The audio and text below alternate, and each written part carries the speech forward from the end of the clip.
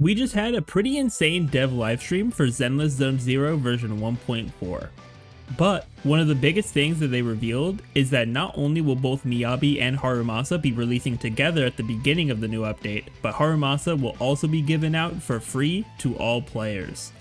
This is an amazing opportunity for every player, so today we're going to go over all the info we have about both Miyabi and Harumasa from the livestream to see how much value they can have for your account. So let's start with Miyabi. She is an anomaly character with her exclusive Frost attribute.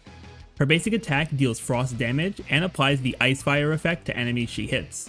Miyabi's frost anomaly buildup is increased against enemies with ice fire, which will help her do even more damage. Once the frost anomaly is triggered, it will trigger the freeze and shatter effects from the standard ice anomaly, as well as the frostbite effect. Frostbite will consume the enemy's ice fire status to activate Frostburn Break, which not only deals massive frost damage, but also puts that enemy into the Frostburn state. The Frostburn state increases all allies' anomaly buildup against that target for a duration, which will allow allies to more easily apply disorder effects. It is also important to note that triggering Frostburn Break will also give Miyabi points of Fallen Frost. Next, Miyabi's EX skill can be activated twice, with the second activation requiring extra energy. Her EX special will be helpful in not only benefiting from the increased frost anomaly buildup from her ice fire effect, but it will also give Miyabi points of Fallen Frost. They also touched on Miyabi's ultimate, which is an attack that not only gives her 3 points of Fallen Frost, but it also increases her ice damage dealt by 30% for 12 seconds. Miyabi can hold up to 6 points of Fallen Frost, which can be used to charge her basic attack to deal even more damage. Each charge costs 2 points of Fallen Frost, meaning that you can charge her basic attack up to 3 times. The last part of Miyabi's kit that was revealed is her additional ability, which activates when there is a support or Section 6 character on the team with her. This ability increases the damage of Miyabi's charged basic attack by 60%.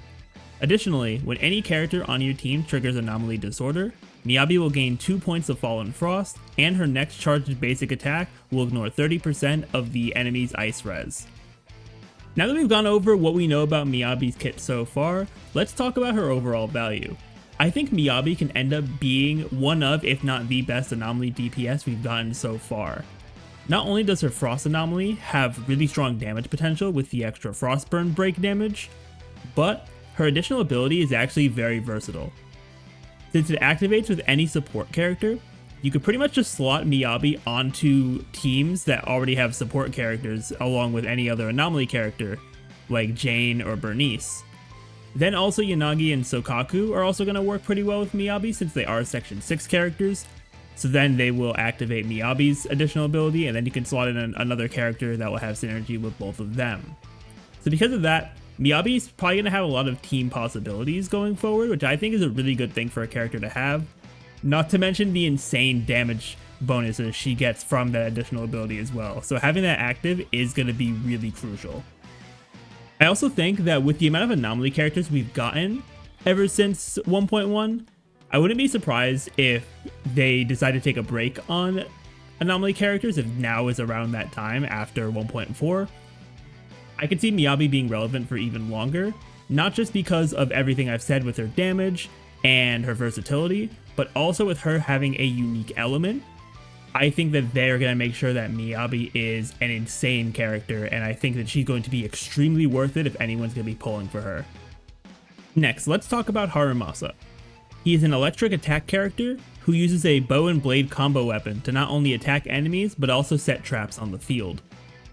His EX special will launch daggers at the enemy along with an enhanced arrow.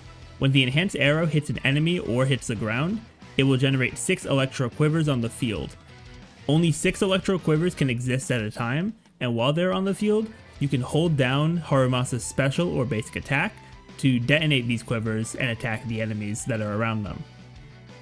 Enemies hit by the electro quivers will be given the X Bark status and will gain up to 8 stacks of Electro Prison for 10 seconds.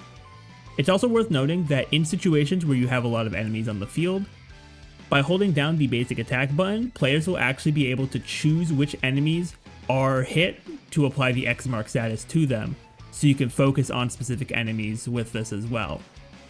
The X mark status will be active until an enemy has less than 2 stacks of Electro Prison, and Harumasa will enter the awakened state whenever any enemy is X marked. When Harumasa is awakened, he gains an enhanced dash attack, which can close in on enemies from an insane distance. This enhanced dash attack also consumes 2 stacks of Electro Prison from that enemy, meaning that you'll have to make sure that Harumasa can consistently hit enemies with his Electro Quivers. Lastly, Harumasa's additional ability can be triggered by having another stun or anomaly character on the team. When Harumasa hits enemies who are stunned or are being affected by an attribute anomaly, he will apply 2 stacks of Electro Prison on them. So that's everything that they revealed about Harumasa's kit in the livestream, so now let's talk about his overall value. Since he's going to be free for every player, we're not going to really talk about his pull value, but I do want to comment about how I feel about his kit overall from the info we were given. I think that Harumasa could be a pretty solid DPS character that might come with a level of skill to make sure that you can consistently apply his traps and get the most damage possible from him. While his kit doesn't seem super game breaking or broken to me, I do like that he could probably be pretty versatile, as his additional ability can be triggered by any stun or anomaly character being on the team. And since Harumasa is a DPS character, it is pretty likely that you'll have a stun character on the team, which makes it pretty easy to activate this.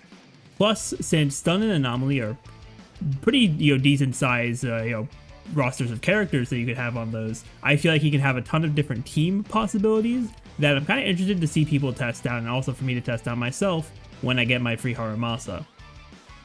But overall, version 1.4 is looking to be really good for Zenless Zone Zero, and a big step in the right direction as well, with not just these really cool characters, but also all of the great changes that they're applying starting with this version. I'd love to hear what you all think about everything for 1.4, from the new characters to new system updates, all that kind of stuff. I'd love to hear that in the comments down below. I want to thank you all so much for watching, and if you want to see more content from me, definitely be sure to hit that subscribe button. But with that, I will see you all next time.